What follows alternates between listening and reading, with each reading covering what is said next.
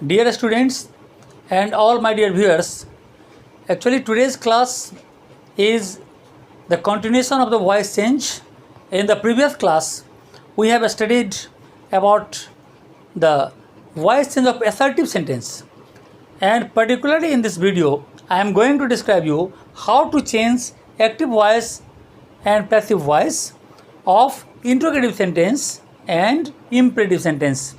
So before starting that, I am just writing here interrogative sentence. So आज का मेरा ये वीडियो इंट्रोगेटिव सेंटेंस के वॉइस चेंज को लेकर है। लेकिन इसके लिए जैसा मैंने पहले वीडियो में कहा है कि वहाँ पर जितना भी एफर्मेटिव का रूल है वो सारा रूल हमें अच्छी तरह याद रखना होगा। जो मैंने चार्ट बनाया था उसको याद रखना पड़ेगा। इसीलिए जो भी स्टूडेंट पहले इस वीडियो को देखता है, इससे पहले उसे वॉइस चेंज पर मेरा आगे का वीडियो उसे देखना पड़ेगा। देखना बहुत आसान है, यूट्यूब में जाकर वो वहाँ पर लिखेगा कि वॉइस चेंज बाय या active and passive voice bye Mishra sir classes, लिखने पर उसको पा जाएगा। पार्ट 1 वीडियो जो है वो असर्टिव सेंटेंस के ऊपर है और उसी में सारा रूल लिखा हुआ है, उसी को हम आगे बढ़ा रहे हैं, इसलिए उसका कंटिन्यूएशन पार्ट है जो इंट्रोगेटिव सेंटेंस। तो इंट्रोगेटिव सेंटेंस क्या होता है, ये बात मोस्ट ऑफ द स्टूडेंट्स को मालूम है कि interrogative sentence means the sentence by which some questions are asked, जिसे हम क्वेश्चंस पूछते हैं। और ये इंट्रोगेटिव सेंटेंस दो तरह का हो सकता है। एक इंट्रोगेटिव सेंटेंस ऐसा होता है जो ऑक्सिलरी वर्ब से स्टार्ट होता है, और एक सेंटेंस ऐसा होता है जो WH वर्ड से स्टार्ट होता है। तो दोनों के रूल में ज़्यादा फर्क नहीं है, दोनों का रूल सेम है। लेकिन जैसा हमको मालूम है कि इंट्रोगेटिव सेंटेंस जब भी बनेगा तो जो ऑक्सिलरी वर्ब है वो सब्जेक्ट के पहले आ जाता है, तो सब्जेक्ट इंट्रोगेटिव बन जाता है। हमें एक बात और यहाँ समझना चाहिए कि एक्टिव वॉइस अगर इंट्रोगेटिव है तो पैसिव भी इंट्रोगेटिव ही होगा।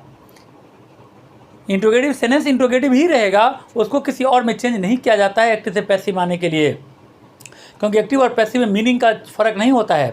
एक्टिव पैसिव में क्योंकि ट्रांसफॉर्मेशन का पार्ट नहीं है, यहाँ पर क्या करते हैं सिर्फ हम एक्टिव से पैसिव बदलते हैं, मीनिंग सेम रखते हैं, इसलिए इंट्रोगेटिव ही रहेगा। तो इसके लिए ज़रा एक फार्मूला देख लेते हैं कि क्या फार्मूला है और रूल क्या है, तो उसको पहले देखते हैं। तो रूल बेसिकली वही है कि सब्जेक्ट ऑब्जेक्ट बन जाएगा, जो हमने आगे दिया था।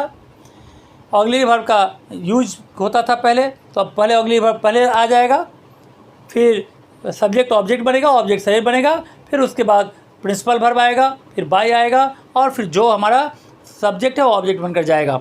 तो जो बेसिक स्ट्रक्चर बनने वाला है आज के इसका ये है कि सबसे पहले अगर सेंटेंस में WH वर्ड है तो पहले हम WH वर्ड यानी what, which, why, when, where, ये सब पहले जो भी यदि रहेगा सेंटेंस में, तो जैसे एक्टिव में रहेगा वैसे पैसिव में भी हम WH वर्ड को रख देंगे। ये मैं फॉर्मूला लिखने जा रहा हूँ पैसिव वॉइस का, इस पर हर एक इंट्रोगेटिव सेंटेंस बन जाएगा। और इसके बाद आएगा ऑक्सिलरी वर्ब, इसके बाद आएगा ऑक्सिलरी वर्ब, WH वर्ड के बाद आता है ऑक्सिलरी वर्ब। अब ऑक्सिलरी वर्ब के बाद आता है सब्जेक्ट। सब्जेक्ट क्या होता है, जो ऑब्जेक्ट है। तो जो ऑब्जेक्ट है वो सब्जेक्ट बन जाता है एक्टिव पैसिव वॉइस में, जैसा हमने पहले वीडियो में बताया तुम्हें। तो अब यहाँ पर लिखते हैं हम लोग सब्जेक्ट। अब सब्जेक्ट के बाद क्या होगा, अब सब्जेक्ट के बाद ऑक्सिलरी वर्ब खत्म हो गया, तो वहाँ पर जो आगे वाला फॉर्मूला था उसी फॉर्मूला के हिसाब से अब यहाँ पर रहेगा वर्ब का थर्ड फॉर्म यानी V3, फिर आता है बाय, और लास्ट में जो सब्जेक्ट है वो ऑब्जेक्ट बनकर आ जाता है। तो यहाँ पर ऑब्जेक्ट और फिर यहाँ पर आ गया कॉम्प्लीमेंट, अगर है तो लिखेंगे। तो ये जो हमने फार्मूला भी लिखा है ये फार्मूला पैसिव वॉइस के लिए है। कोई भी इंट्रोगेटिव सेंटेंस का पैसिव वॉइस अगर चेंज करना है तो इस फार्मूला पर बन जाएगा। क्या करना है, सबसे पहले WH वर्ड रखना है, यदि है तो, नहीं है तो फिर ऑक्सिलरी वर्ब से स्टार्ट होगा स्ट्रक्चर, फिर इसके बाद सब्जेक्ट रखना है, वर्ब का थर्ड फॉर्म, फिर बाय, फिर ऑब्जेक्ट और लास्ट में कॉम्प्लीमेंट रखना है।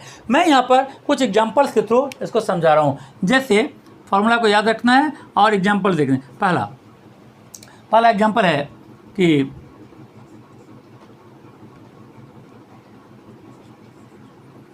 वाई आर या वाई डिड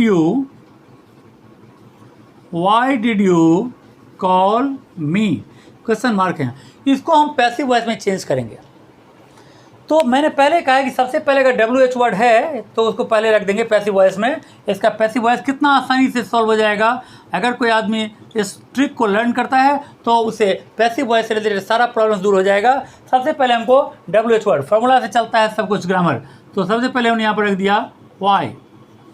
अब इसके बाद फॉर्मूला में क्या लिखा हुआ है, ऑक्सिलरी वर्ब। तो ऑक्सिलरी वर्ब यहाँ पर क्या है, डिड। तो डिड के लिए जो चार्ट मैंने कल बनाया था उसमें डिड के बदले क्या था, वाज या वेयर। तो वाज होगा या वेयर होगा, इसका डिसाइड कौन करेगा, वाज या वेयर दोनों में से एक होगा, लेकिन डिसाइड कौन करेगा, डिसाइड होगा कि जो ऑब्जेक्ट है वो जब सब्जेक्ट बनकर आएगा तो उसके साथ वाज लगेगा या वेयर। सपोज यहाँ मी है तो मी जब सब्जेक्ट बनकर आएगा तो आई होगा, अब आई के साथ तो वेयर होता नहीं तो वाज होता है, इसलिए यहाँ पर लग जाएगा वाज। डिड के बदले क्या हो गया, वाज, यहाँ आ गया। अब है सब्जेक्ट, सब्जेक्ट क्या है, जो ऑब्जेक्ट है, ऑब्जेक्ट मी है तो आई, वाई वाज आई। इसके बाद फॉर्मूला में क्या है, वर्ब का थर्ड फॉर्म, तो कॉल का थर्ड फॉर्म क्या होता है, कॉल्ड। उसका फॉर्मूला में क्या है, बाय। उसके बाद क्या है, ऑब्जेक्ट, जो सब्जेक्ट है, सब्जेक्ट क्या है यहाँ पर, यू, तो यहाँ पर आ गया called by you. Question mark के बदले क्वेश्चन मार्क, कॉम्प्लीमेंट यहाँ है नहीं। सो इस तरह से अगर देखें तो जो हमारा क्वेश्चन था एक्टिव में, why did you call me, answer बना इसका why was I called by you. तो पूरी तरह से फॉर्मूला बेस्ट होता है इंट्रोगेटिव सेंटेंस या कोई भी वॉइस चेंज या कोई भी ग्रामर जो है सिस्टमेटिकली इस तरह सीखने पर उसे ज़िंदगी में किसी तरह का कोई भी समस्या नहीं आने वाला। मैं एक और एग्जांपल के थ्रू समझा रहा हूँ जिसमें डबल ऑक्सिलरी का यूज हो जाता है। मैं अब वो एग्जांपल दे रहा हूँ और इसमें मैं दे रहा हूँ, ये एग्जांपल होगा मेरा एक्टिव वॉइस के लिए। एक्टिव वॉइस में why are you, why are you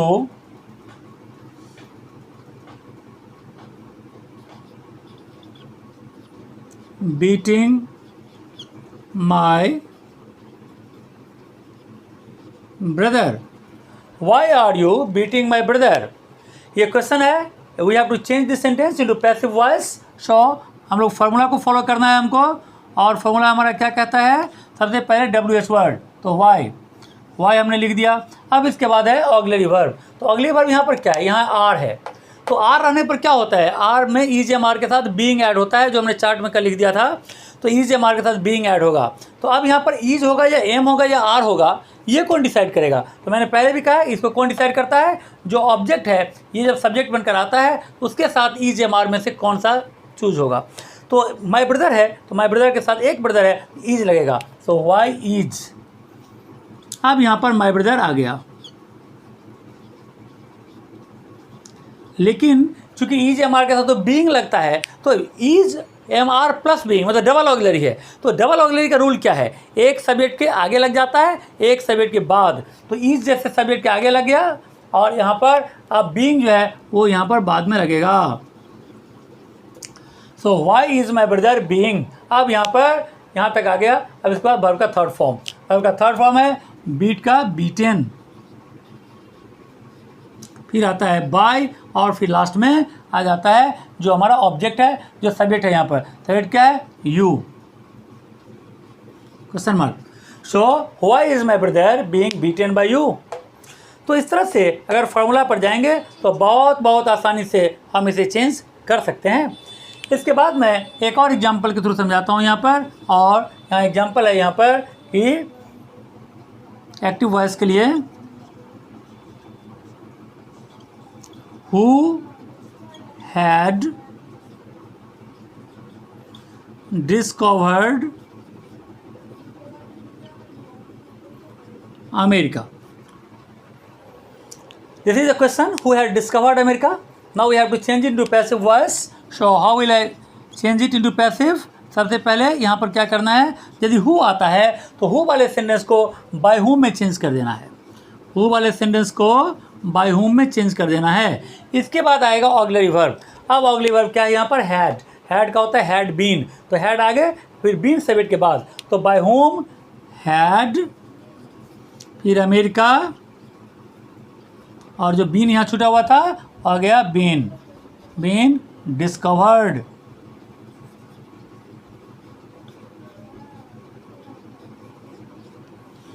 Y से by whom had America been discovered.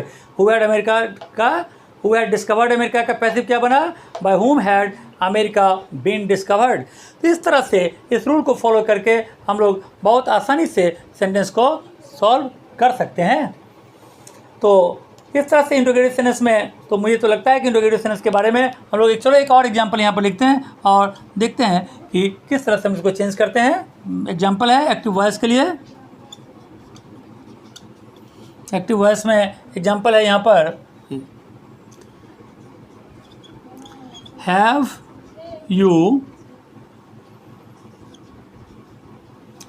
You finished your work. इसमें WH वर्ड नहीं है, have you finished your work. तो सबसे पहले जब WH वर्ड नहीं है तुम सेंटेंस में या फॉर्मूला से आगे बढ़ जाओ, WH वर्ड से आगे बढ़ जाओ, पहले आएगा ऑक्सिलरी वर्ब। ऑक्सिलरी वर्ब क्या है, हैव। तो हैव रहने पर क्या होता है, बीन ऐड होता है, तो हैज़ हैव में बीन ऐड करेंगे। अब यह हैज़ हैव में तो हैज़ होगा या हैव होगा, यहाँ वो योर वर्क है, तो योर वर्क मतलब एक काम है तो हैज़ होगा। तो सबसे पहले यहाँ पर पैसिव वॉइस जब लिखेंगे तो हम लोग लिखेंगे यहाँ पर क्या, हैज, और योर वर्क पहले आ गया, has your work been, has your work been. अब इसके बाद क्या आएगा, यहाँ से WH वर्ड से आगे बढ़ गए, ये हो गया।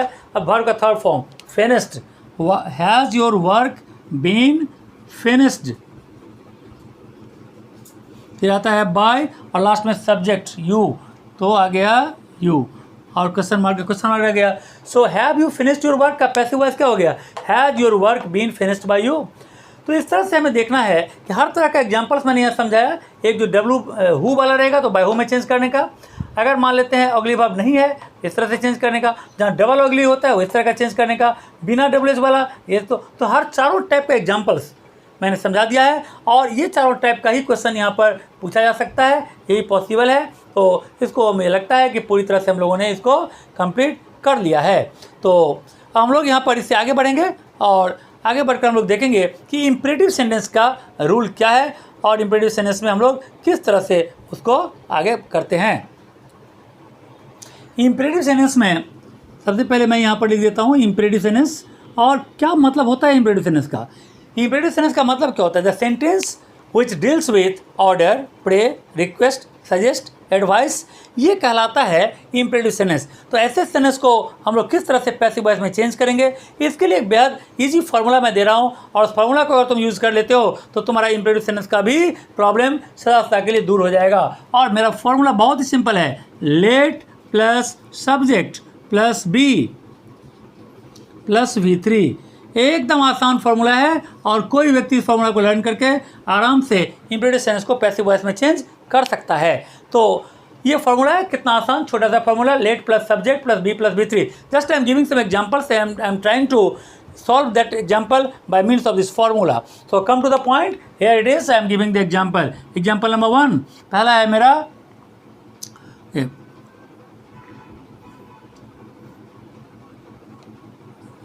give me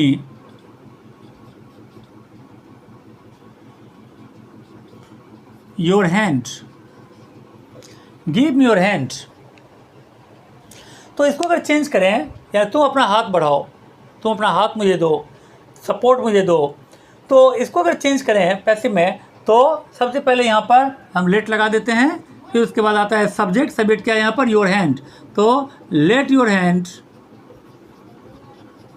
फिर इसके बाद आता है बी, फिर आता है वर्ब का थर्ड फॉर्म, गिव का गिवन, फिर यहाँ मी है तो let your hand be given to me add कर देंगे। इस तरह से हम चेंज कर सकते हैं। दूसरा टाइप का अगर हम कहें तो अगर मैंने एग्जांपल लिखा, call the fire brigade,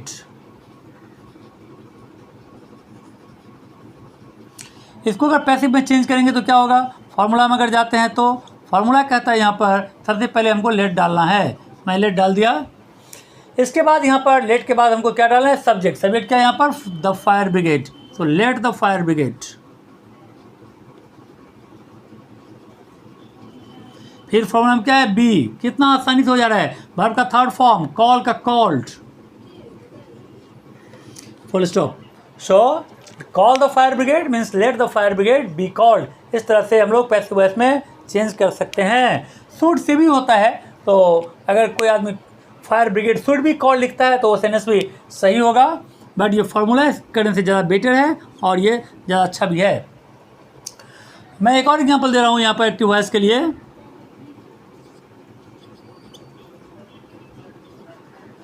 Obey your parents. So you have to change it into passive voice.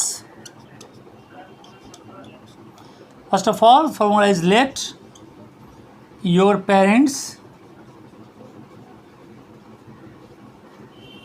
फिर आता है be और फिर obey का third form obeyed. So the passive voice of obey your parents क्या होगा? Let your parents be obeyed. इस तरह से हम इसको चेंज कर सकते हैं। एक और एग्जांपल दे रहे हैं यहाँ पर एक्टिव वॉइस के लिए।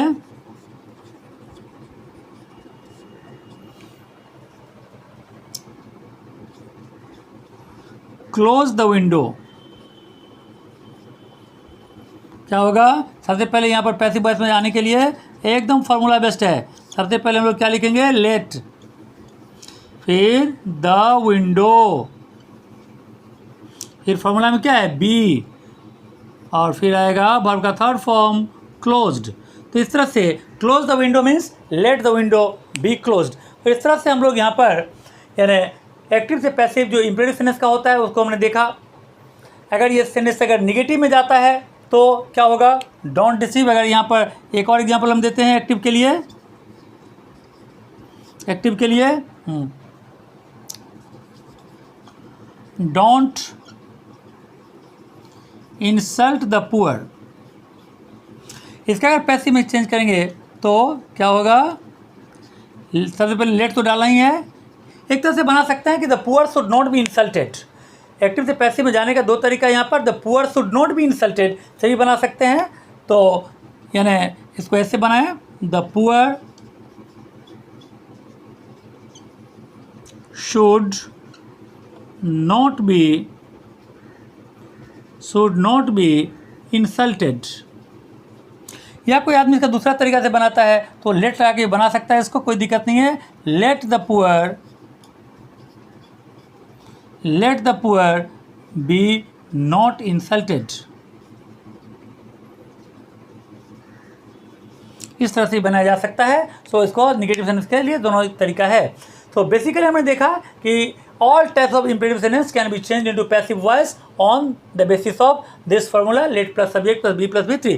तो इस तरह से हमने दोनों सेंटेंस को, इंट्रोगेटिव को भी और इम्पेरेटिव को भी, वॉइस किस तरह से इसका चेंज किया जाता है हमने फार्मूला वाइज देखा।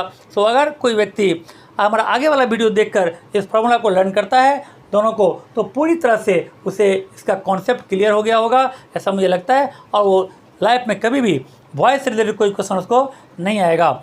इस तरह से मैंने वॉइस को आज कंप्लीट कर लिया है। इसके बाद वॉइस के ऊपर मेरा और क्वेश्चन होगा, एक और वीडियो होगा जिसमें मैं पूरी तरह से वॉइस के मिक्स्ड एग्जांपल्स को देकर वहाँ पर मैं तुम्हें समझाऊंगा किस तरह से कई और सेंटेंस होते हैं जो इसको चेंज किया जा सकता है, जिसमें ऑब्जेक्ट मिसिंग होता है, किसी में सब्जेक्ट मिसिंग होता है, तो उसको किस तरह से किया जाता है उसका एक एग्जाम्पल हम लोग यहाँ पर एक और क्लासेस पर हम लोग देंगे। सो आज के लिए इतना ही। इसको keep practising and it will be very helpful for you. Okay, thank you.